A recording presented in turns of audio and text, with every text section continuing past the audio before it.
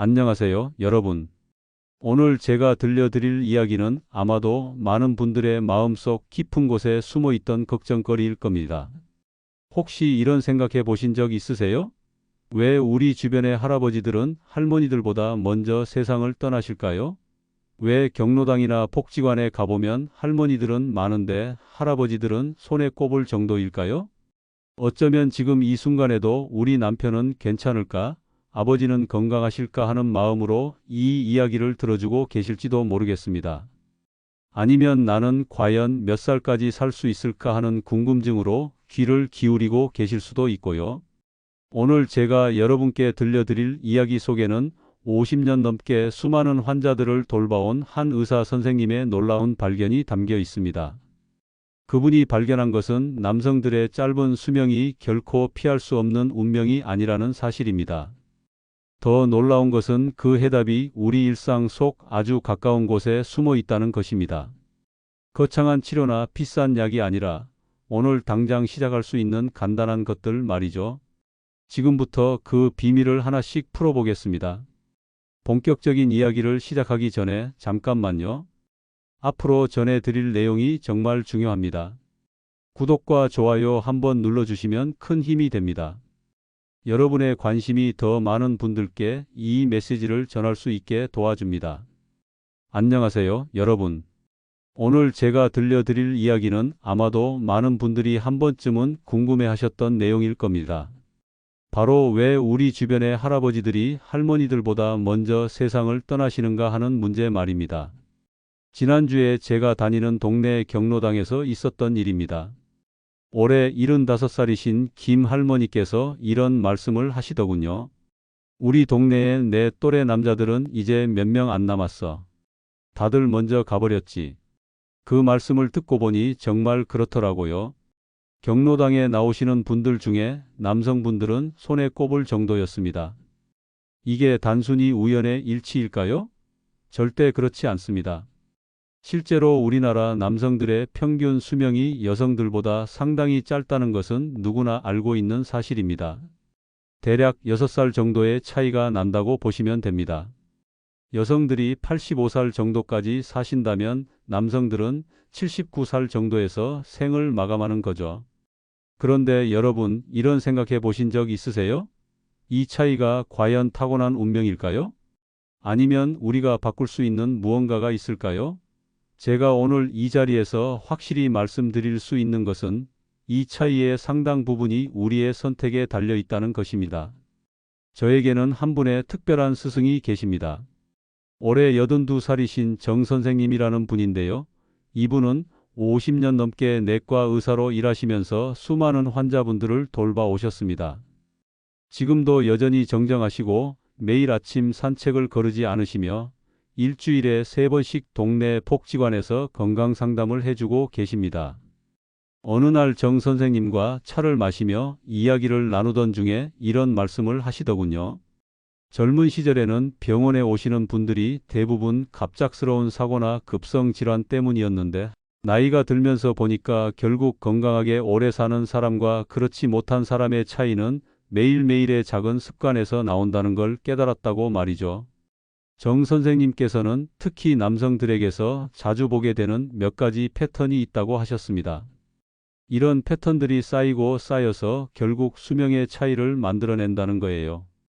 그분 말씀으로는 병이 생기고 나서 치료하는 것보다 애초에 병이 생기지 않게 하는 것이 100배는 쉽다고 하시더군요. 그런데 정말 흥미로운 것은 이런 문제들이 대부분 우리가 당연하다고 생각하는 일상 속에 숨어 있다는 점입니다. 예를 들어 직장에서 늦게까지 일하는 것, 스트레스를 술로 푸는 것, 운동할 시간이 없다며 하루 종일 앉아서 지내는 것 같은 것들 말이죠. 제가 어릴 때만 해도 우리 아버지 세대 남성들은 남자는 원래 일찍 죽는 거야 라고 체념하듯 말씀하시곤 했습니다. 마치 그것이 남성의 숙명인 것처럼 받아들이셨던 거죠. 하지만 정 선생님께서는 이런 생각 자체가 잘못되었다고 단호하게 말씀하십니다. 건강하게 오래 사는 것은 특별한 사람들만의 특권이 아니라 올바른 선택을 하는 모든 사람의 권리다라는 게 정 선생님의 철학입니다. 그리고 그 올바른 선택이라는 것이 우리가 생각하는 것보다 훨씬 간단하고 실천 가능한 것들이라고 하시더군요. 오늘 제가 여러분께 들려드릴 이야기는 바로 정 선생님께서 50년간의 경험을 통해 정리하신 내용들입니다. 남성들의 건강과 수명을 위협하는 5가지 주요 원인들과 그것들을 어떻게 하면 현실적으로 개선할 수 있는지에 대한 구체적인 방법들을 차근차근 알아보겠습니다. 여러분, 혹시 지금까지 나는 이미 늦었어 또는 이 나이에 뭘 바꾸겠어 라고 생각하고 계셨다면 그 생각부터 바꿔주시기 바랍니다. 정 선생님께서 늘 강조하시는 말씀이 있습니다. 오늘이 당신 인생에서 가장 젊은 날이다라는 거예요. 60살이든 70살이든 지금 시작하는 것이 내일 시작하는 것보다 하루 빠른 겁니다. 그럼 이제 정 선생님께서 말씀하신 5가지 주요 원인들을 하나씩 살펴보도록 하겠습니다. 선생님께서는 이것들을 순서대로 설명해 주시면서 각각이 어떻게 우리 몸에 영향을 미치는지 쉽게 풀어서 들려주셨습니다. 먼저 5번째로 꼽힌 것은 바로 잠 부족 문제입니다. 정 선생님께서 말씀하시길 요즘 남성들은 잠을 사치품처럼 생각한다고 하시더군요. 특히 40대, 50대 남성분들이 잠 잘 시간에 일을 더 해야지라며 밤늦게까지 깨어 있는 경우가 너무 많다는 겁니다. 그런데 잠이라는 것이 단순히 피곤함을 푸는 시간이 아니라는 점을 아셔야 합니다. 우리가 잠을 자는 동안 몸속에서는 정말 바쁜 일들이 일어납니다. 손상된 세포들이 복구되고 면역 시스템이 강화되며 하루 종일 쌓인 스트레스 호르몬들이 정리되는 거죠. 정 선생님께서는 잠을 제대로 못 자는 사람은 마치 매일 전쟁터에 나가는 것과 같다고 표현하시더군요. 실제로 선생님께서 진료실에서 만나신 환자분들 중에 고혈압이나 당뇨병이 있는 분들 대부분이 수면 시간이 하루 5시간 이하였다고 합니다. 그래서 선생님께서는 잠자리에 들기 전에 스마트폰을 멀리 두고 따뜻한 우유나 캐모마일 차를 마시며 마음을 편안하게 하는 습관을 기르라고 조언하셨습니다. 네 번째는 여전히 많은 중년 남성분들이 끊지 못하고 있는 담배 문제입니다. 정 선생님께서 가장 안타까워 하시는 부분이기도 합니다. 담배 한 갭이 피울 때마다 수명이 11분씩 줄어든다는 말이 있는데 이게 단순한 협박이 아니라 정말 현실이다라고 하시더군요. 흥미로운 것은 담배가 폐에만 해로운 게 아니라는 점입니다. 심장, 혈관, 뇌, 심지어 위장까지 온몸에 영향을 미친다는 거예요. 정 선생님께서 들려주신 이야기 중에 인상적인 것이 하나 있습니다. 60대 초반에 담배를 끊으신 한 환자분이 계셨는데 금연 후 1년 만에 계단을 오를 때 숨이 차는 증상이 크게 개선되었다고 하더군요. 몸은 생각보다 빨리 회복된다는 게 선생님의 말씀이었습니다. 세 번째로는 많은 분들이 예상하지 못했을 문제인데 바로 외로움입니다. 외로움이 건강과 무슨 상관이 있나라고 생각하실 수도 있지만 정 선생님께서는 이것이 생각보다 훨씬 심각한 문제라고 강조하셨습니다. 특히 은퇴 후 집에만 있으면서 사람들과의 접촉이 줄어든 남성분들에게서 이런 현상이 두드러진다고 합니다. 외로움은 단순한 감정 문제가 아니라 실제로 우리 몸의 면역 체계를 약화시키고 혈압을 높이며 심지어 치매 위험까지 증가시킨다는 거예요. 정 선생님께서 추천하시는 방법은 동네 복지관이나 경로당에 나가서 사람들과 어울리는 것입니다. 혼자 있는 시간이 길어질수록 몸도 마음도 더 빨리 늙는다고 하시면서 가능하면 정기적으로 만날 수 있는 모임에 참여하라고 조언하셨습니다. 바둑이든 등산이든 노래교실이든 상관없다고 하시더군요. 두 번째는 우리나라 남성들에게 특히 큰 문제가 되는 과도한 음주입니다. 정 선생님께서 말씀하시길 한국 남성들은 술을 마시는 게 아니라 술에게 맛이 당한다고 하시더군요. 회식 문화, 접대 문화 때문에 어쩔 수 없이 마시게 되는 경우가 많다는 거예요. 문제는 우리나라 사람들 중에 술을 잘 분해하지 못하는 체질을 가진 분들이 상당히 많다는 점입니다. 얼굴이 빨갛게 되거나 두통이 생기는 증상이 있다면 이미 몸에서 경고 신호를 보내고 있는 거라고 하시더군요. 이런 분들이 계속 술을 마시면 간에 큰 부담이 된다는 겁니다. 정 선생님께서는 완전히 금주하기 어렵다면 최소한 일주일에 이틀은 술을 전혀 마시지 않는 날을 만들라고 조언하셨습니다. 그리고 술을 마신 다음 날에는 충분한 수분 섭취와 함께 간에 좋은 헛개나무 차나 칠차를 마시는 것도 도움이 된다고 하시더군요. 이제 마지막으로 가장 중요한 첫 번째 원인을 말씀드려야겠는데 이것은 정 선생님께서 가장 강조하시는 부분이기도 합니다. 바로 움직이지 않는 생활 습관입니다. 정 선생님께서 가장 강조하시는 첫 번째 원인, 바로 운동 부족에 대해 말씀드리기 전에 한 가지 놀라운 사실을 알려드리고 싶습니다. 선생님께서는 현대 남성들이 하루에 걷는 걸음수가 조선시대 사람들보다도 적다고 하시더군요. 정말 충격적인 이야기죠. 우리가 어릴 때만 해도 학교에 걸어서 다니고 어디든 두 발로 다니는 게 당연했습니다. 그런데 지금은 어떤가요? 집 앞 편의점에 가는 것도 차를 타고 사무실에서는 하루 종일 의자에 앉아 있고 집에 와서는 소파에 누워 텔레비전을 보거나 스마트폰을 들여다보죠. 정 선생님께서 들려주신 이야기가 있습니다. 65살 되신 박 씨라는 환자분이 계셨는데 무릎이 아프다며 병원에 오셨다고 합니다. 검사를 해보니 특별한 질환은 없었어요. 그런데 자세히 물어보니까 이분이 하루에 집 안에서만 생활하시고 밖으로 나가는 일이 거의 없다는 거예요. 선생님께서는 이분에게 무릎이 아픈 게 아니라 무릎이 일할 기회가 없어서 녹슨 것이라고 말씀하셨다고 합니다. 그리고 매일 집 주변을 10분씩만 걸어보라고 권하셨죠. 처음에는 이 나이에 무슨 운동이냐며 시큰둥해하시던 박 씨가 한 달 후에 다시 오셨을 때는 완전히 달라져 계셨다고 합니다. 무릎 통증은 사라졌고 얼굴색도 좋아졌으며 무엇보다 요즘 밤에 잠이 잘 온다고 기뻐하시더라고 합니다. 단순히 매일 10분씩 걷기만 했는데도 이런 변화가 생긴 거예요. 이게 바로 움직임의 힘입니다. 그런데 여기서 중요한 것은 나이가 들수록 더 많이 움직여야 한다는 점입니다. 젊을 때는 몸이 저절로 회복되지만 나이가 들면서는 의식적으로 움직이지 않으면 근육이 빠르게 줄어들기 때문입니다. 정 선생님께서는 근육은 저축 통장과 같아서 젊을 때 많이 넣어두고 나이 들어서도 계속 조금씩이라도 넣어야 한다고 비유하시더군요. 특히 남성들이 놓치기 쉬운 부분이 있는데 바로 하체 근육입니다. 팔 근육은 일상생활에서도 어느 정도 사용하게 되지만 다리 근육은 의식적으로 단련하지 않으면 정말 빠르게 약해집니다. 계단을 오를 때 숨이 차거나 다리에 힘이 없다고 느끼신다면 이미 하체 근육이 상당히 약해진 상태라고 보시면 됩니다. 정 선생님께서 추천하시는 가장 간단한 운동이 있습니다. 바로 의자에서 일어났다 앉았다 하는 동작입니다. 스쿼트라고 하면 어려워하는데 그냥 의자에서 일어나기라고 하면 누구나 할 수 있다고 하시더군요. 하루에 10번만 해도 다리 근육을 유지하는 데 큰 도움이 된다고 합니다. 또 하나 강조하신 것은 걷기의 중요성입니다. 정 선생님께서는 걷기는 가장 완벽한 운동이라고 표현하시더군요. 심장에도 좋고 다리 근육에도 좋고 골밀도 유지에도 도움이 되고 심지어 우울감 해소에도 효과가 있다는 거예요. 그런데 많은 분들이 몇 시간씩 걸어야 하나라고 부담스러워 하시는데 전혀 그렇지 않습니다. 정 선생님께서는 하루 20분만 걸어도 충분하다고 하시면서 중요한 것은 매일 꾸준히 하는 것이라고 강조하셨습니다. 여기서 정말 중요한 포인트를 하나 더 말씀드리겠습니다.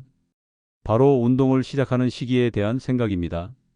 많은 분들이 이제 와서 운동해봐야 소용없어라고 생각하시는데 이것은 완전히 잘못된 생각입니다.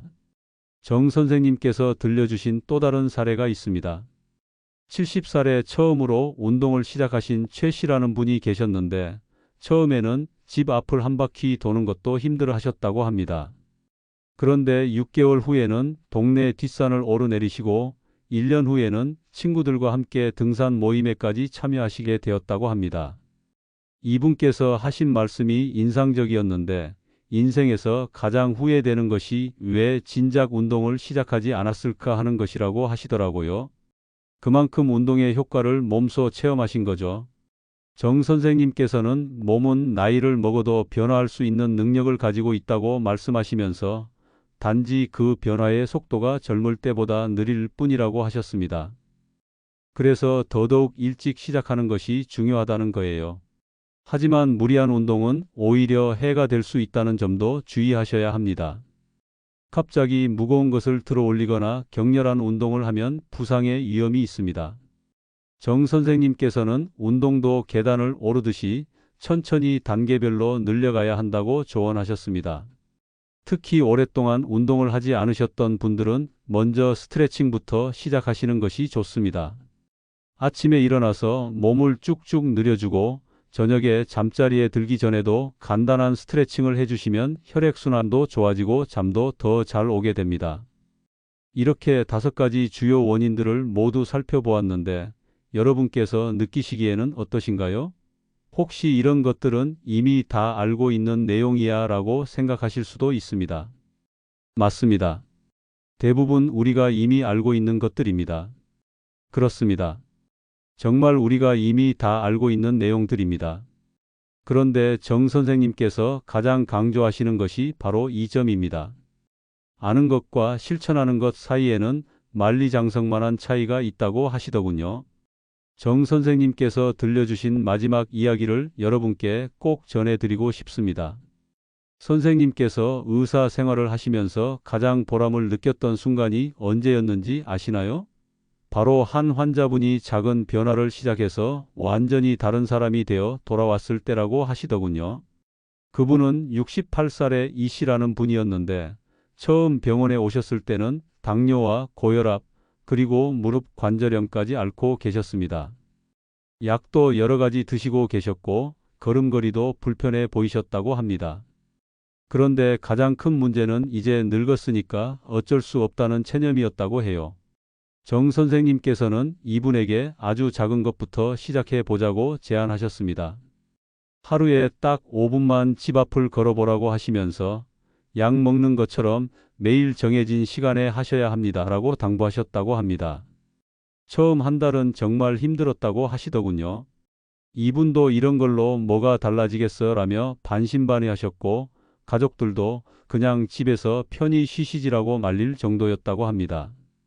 하지만 정 선생님께서는 변화는 눈에 보이지 않는 곳에서 먼저 시작된다며 계속 격려해 주셨다고 해요. 2달째부터 조금씩 변화가 나타나기 시작했습니다. 먼저 잠을 더 잘 자게 되었고 식욕도 좋아졌으며 무엇보다 걷는 시간을 10분, 15분으로 늘려도 힘들지 않게 되었다고 합니다. 그러자 이분의 마음가짐도 달라지기 시작했어요.